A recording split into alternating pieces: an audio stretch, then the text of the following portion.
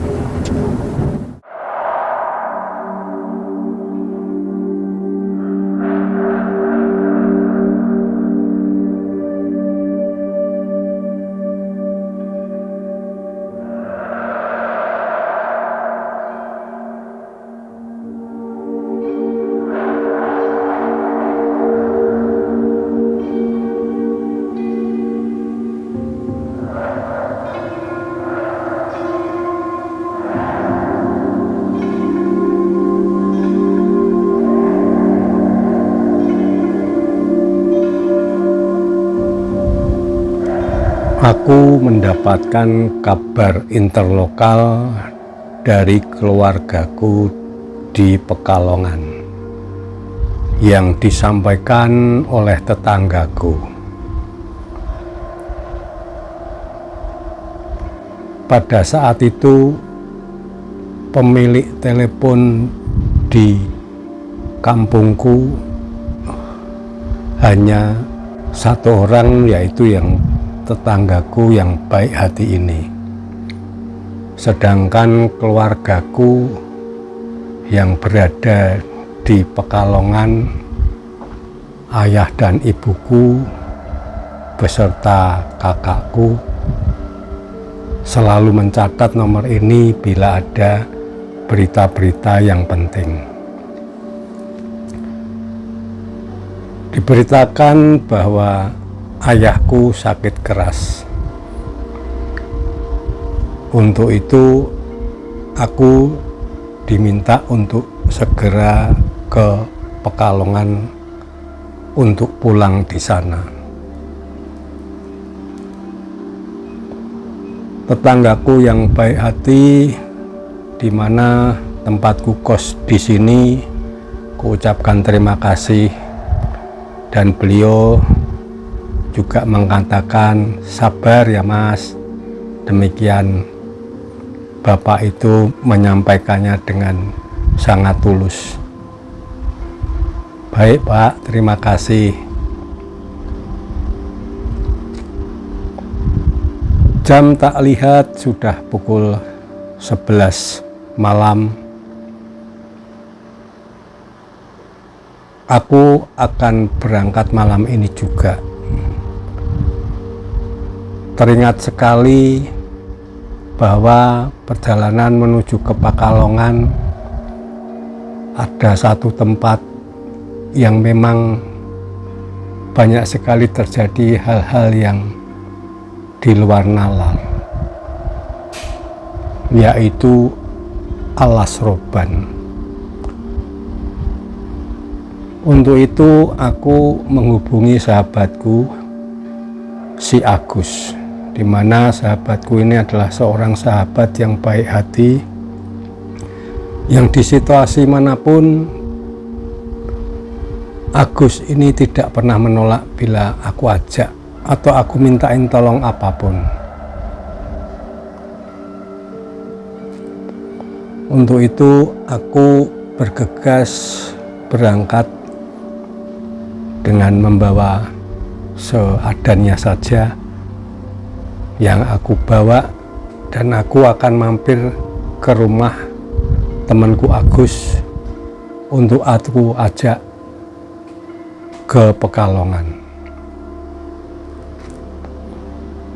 Kuharap aku dapat teman sehingga dalam perjalanan nanti aku tidak sendirian. Di samping memang perasaanku sudah merasa tidak begitu enak karena mendapat kabar bahwa bapakku sakit keras. Ku starter motorku, aku bergegas menuju ke rumah Agus. Semoga belum tidur, kalaupun sudah tidur tentunya bisa aku ketuk pintunya. Kebetulan Agus ini kamarnya tersendiri, dalam arti satu rumah tapi diberikan kamar sendiri oleh bapak ibunya di samping dengan mempunyai pintu sendiri.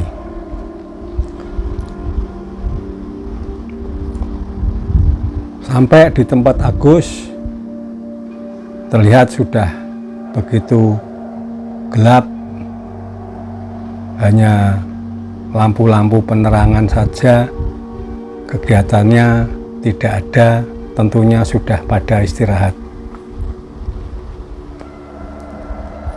Kubuka pintu pagar yang memang tidak dikunci dan aku langsung menuju ke kamarnya si Agus dengan mendodok pintu. Tok, tok, tok. Tidak lama sudah terbuka. "Hei, ono opo?" Demikian kata Agus. Aku ceritakan perihal tadi aku dapat interlokal yang disampaikan oleh tetanggaku. Dengan tanpa berpikir panjang, Agus langsung mengiyakan. "Ayo, mangkat, tak kancani. Ayo berangkat, tak temeni," kata Agus. Alhamdulillah. Berarti aku ada teman. Memang perjalanan sangat malam seperti ini belum pernah aku lakukan bila aku pulang ke kampung di Pekalongan. Baru kali ini aku akan melakukan perjalanan ini. Biasanya aku ambil siang ataupun menjelang sore, namun bila melewati di tempat alas roban ini masih juga belum malam. Agus setelah berpamitan dengan orang tuanya langsung mengajakku, "Ayo berangkat sekarang." Kulajukan motorku dengan sedikit tergesa, namun juga tidak begitu kencang sekali karena aku tahu bahwa motorku ini juga bukan motor yang baru, motor yang sudah cukup berumur, namun masih bisa untuk digunakan aku bolak-balik ke Pekalongan dan ke kotaku, tempat aku kos. Kulaju perjalanan, di mana di perjalanan sudah terlihat sangat sepi. Di dalam kota yang aku lalui masih ada lampu, hanya lalu lalang kegiatan hanya 1-2. Terus kulaju menuju ke arah barat dari kota tempat aku kuliah.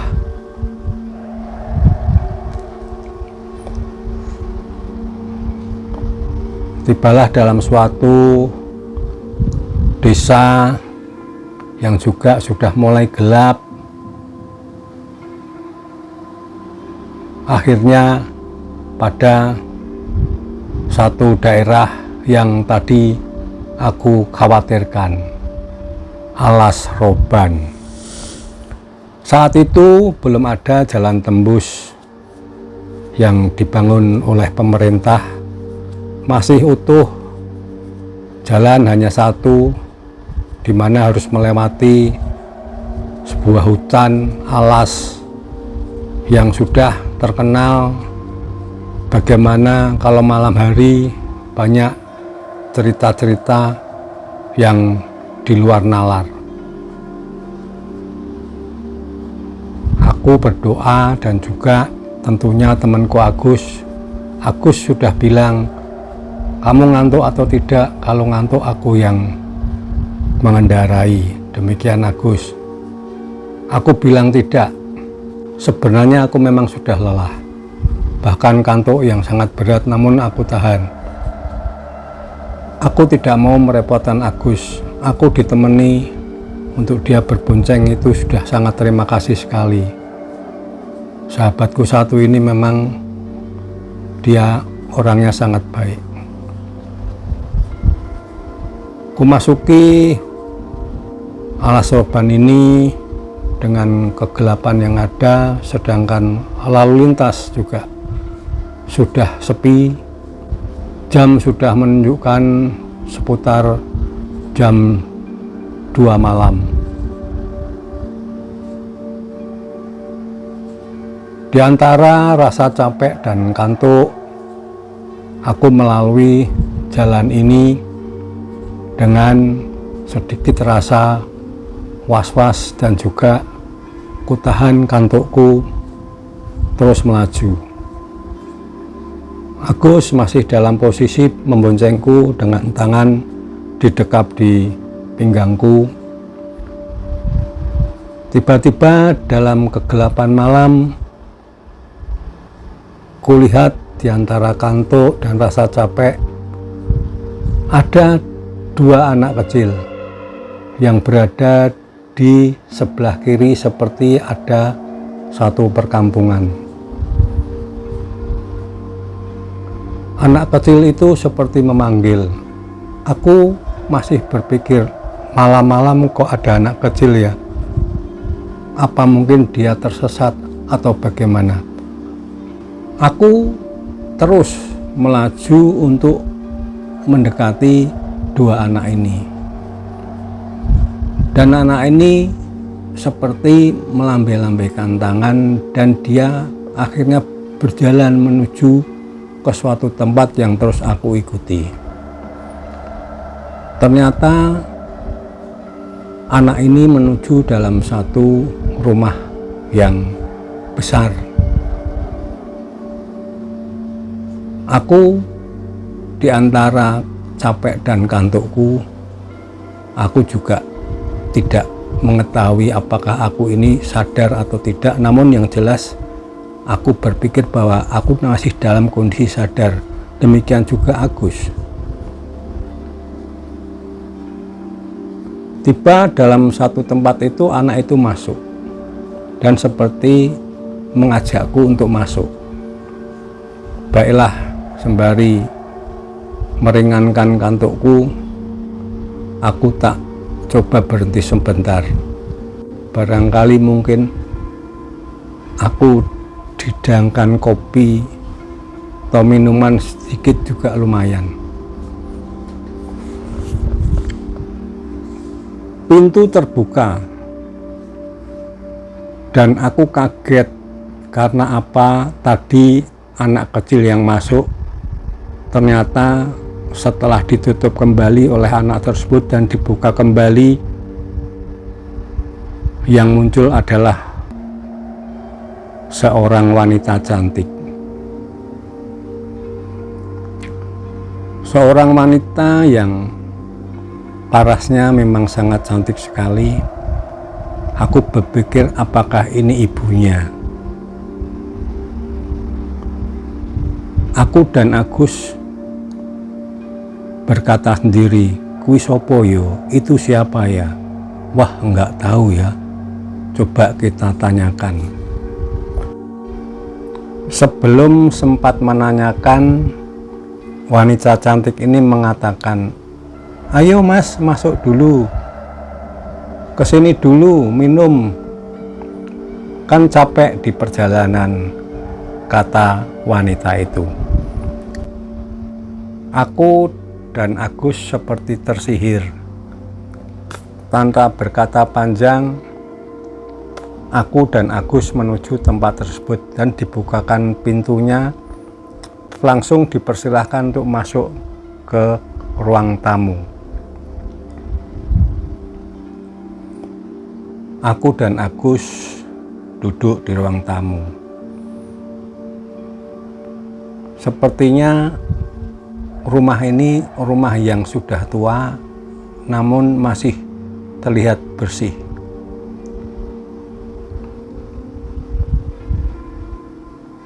Wanita itu mengatakan, "Dari mana dan mau kemana, Mas?" kata wanita itu. Aku ceritakan keadaan sebenarnya tanpa aku tutup-tutupi, di mana keadaanku saat ini, kenapa berjalan dalam perjalanan ini di malam hari. "Oh ya, katanya. Dia keluarkan air minum, ya seperti bayangannya aku dan Agus tadi mendapatkan secangkir kopi untuk menghilangkan kedinginan malam. 2 cangkir kopi dihidangkan. Selanjutnya wanita itu mempersilahkan, "Ayo diminum." "Baik," demikian kataku serentak bersama Agus. Ku minum kopi ini dan terasa tenggorokanku menjadi basah dan badan terasa hangat.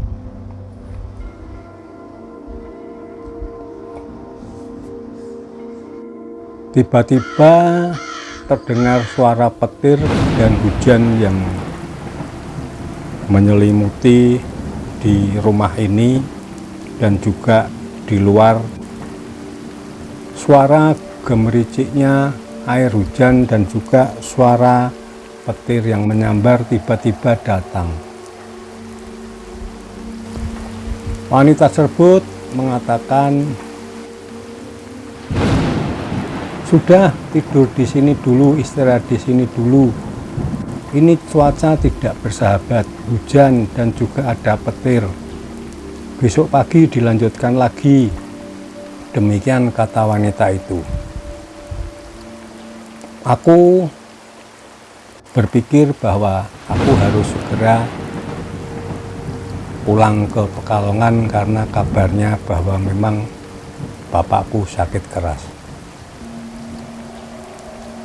Aku mencoba menolak. "Tidak, Bu," saya katakan demikian. "Aku harus segera ke Pekalongan." Terus disanggah sama wanita cantik itu, "Jangan, resiko, sangat sayang bila nanti terjadi apa-apa, sedangkan juga kebutuhanmu kan juga penting untuk menengok bapakmu, maka kamu juga harus berhati-hati menjaga kamu sendiri di perjalanan. Tidak apa-apa, besok pagi-pagi sekali langsung berangkat dari sini." Terlihat wanita cantik ini masuk ke sebuah ruang sepertinya kamar, dan setelah itu kembali keluar dengan baju tidur yang sudah dikenakannya. Baju tidur berwarna putih semakin menambah cantiknya wanita ini. Agus berbisik, "Wih, ayu banget yo. Wih, cantik sekali ya." Aku mengangguk, "Iya." Demikian.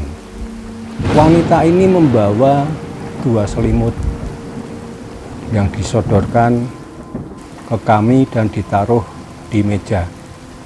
"Sudah, gak usah menolak. Ini pakai, besok pagi berangkat." Aku dan Agus sedikit berbincang-bincang dengan pelan. "Bagaimana ya?" Agus mengatakan bahwa ini penting sekali, kamu harus berangkat sekarang juga apapun kondisinya. Hujan ataupun apa, kita harus segera sampai ke Pekalongan. Demikian kata si Agus. Aku pun juga setuju, karena pada awalnya pun aku tidak mau untuk menginap di sini. Kembali kuulangi kata-kataku kepada wanita cantik ini. Saya harus ke Pekalongan saat ini juga, khawatir tentang keadaan bapak saya. Terus aku berkata demikian. Dan wanita ini sepertinya memang tidak ingin kalau aku pulang ke Pekalongan untuk menengok keadaan bapakku. Karena aku dan Agus bersikeras untuk pulang ke Pekalongan saat ini juga, tiba-tiba wanita tadi yang tadinya cantik jelita, bak bidadari, berubah ngelungsungi menjadi wajah yang benar-benar seram, menyeramkan. Wah, aku dan Agus kebingungan. Wah, ini setan ini. Aku dan Agus sepertinya masih sadar bahwa ini sudah tidak lazim lagi, sudah tidak sakbaini. Maka jalan satu-satunya adalah, tidak ada kata lain adalah senjata pamungkas, lari.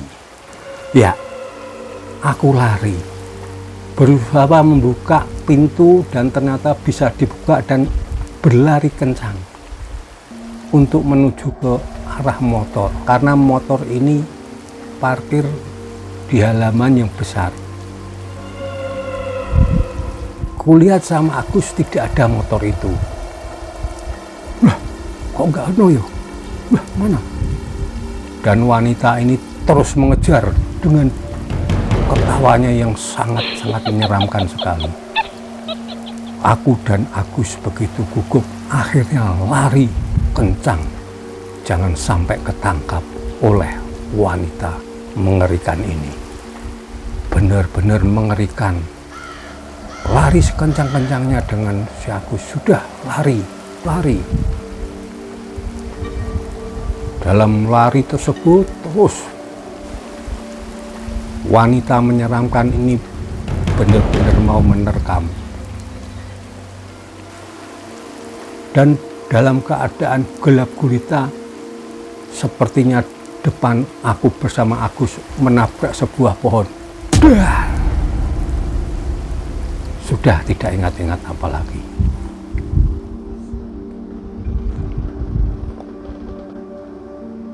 Terdengar suara sayup-sayup dari kejauhan, suara ayam berkokok. Di saat itu aku dan Agus berada di bawah pohon yang sangat besar. Loh, kita kok ada di sini?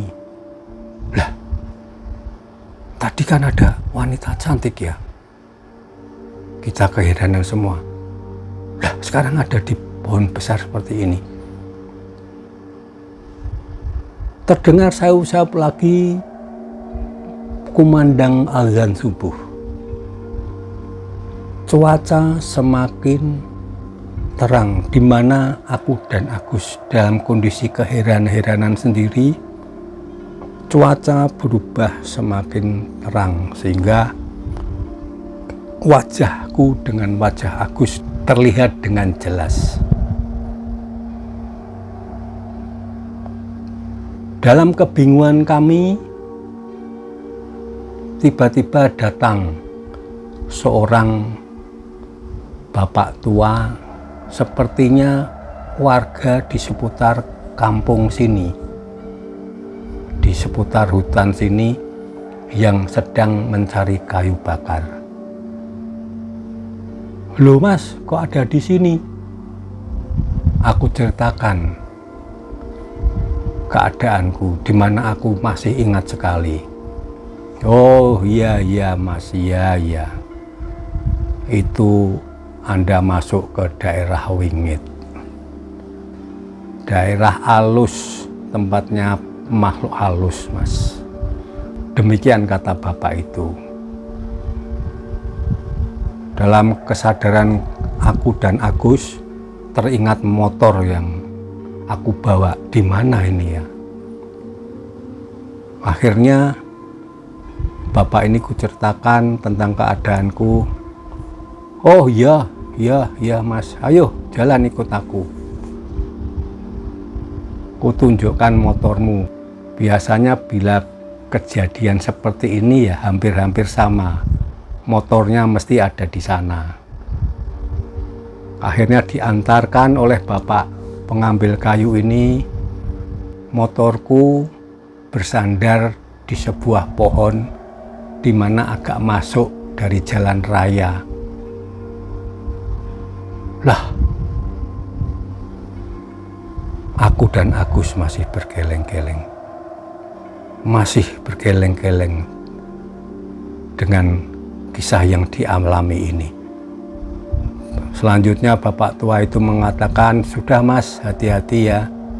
Jangan lupa berdoa, selalu waspada dan hati-hati melewati daerah ini. Dan bapak itu mohon pamit. Terima kasih pak. Mengingat kejadian ini, aku selalu merinding. Tunggu cerita Mas Horizon de Costa selanjutnya. Selamat malam, salam hororisasi.